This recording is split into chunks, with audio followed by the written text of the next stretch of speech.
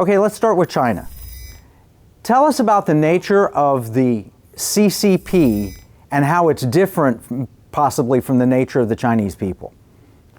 Well, the Chinese Communist Party really is what it sounds like. It's communist. It's a Marxist-Leninist regime bent on control of China and maintaining control of China. And the way that it does that is by using predatory or parasitic economic activity and policies to actually undermine democracies so they can create this drain of wealth to China to enable them to provide jobs for the Chinese people that allows them to continue to stay in charge, but also allows them to develop the kind of technology that enables them to essentially create this IT-based digital totalitarian society where they monitor everything that you do and score you based on the quality of citizen you are, based on what the Chinese Communist Party finds desirable in its citizens. And so really it's about enslaving an entire population of 1.4 billion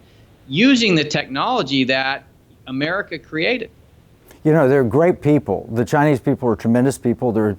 But yet the system is rotten. It's terrible. I like to make the comparison, and maybe it's apt and maybe it's not. You've lived there, so you can tell me. I like to say, if you want to see how great the Chinese people can be under a good system, look at Taiwan, because they're prosperous, they're successful, and so forth. But boy, is China, the Communist Party, a bad system.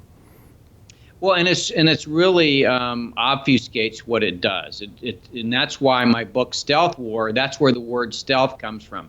When I lived there from 2002 to 2004 as a young Air Force major, I was a student in one of the universities in Shanghai. And I got to meet so many of the people. And they told me, you know, democracy is not for China. It's not for the Chinese people. And, you know, being a foreigner, I kind of took them at their word. Of course, I didn't think about Taiwan across the strait.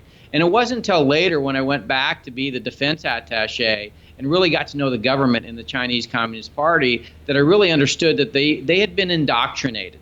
And, you know, if you read articles from people that have come out of China and gone through this deprogramming that really lets them understand that everything that they've been taught since the time that they were in kindergarten all the way up through university is essentially a lie, then it really understands how powerful the system, the digital control that they've built over their entire populations. There's 2 cameras for every person.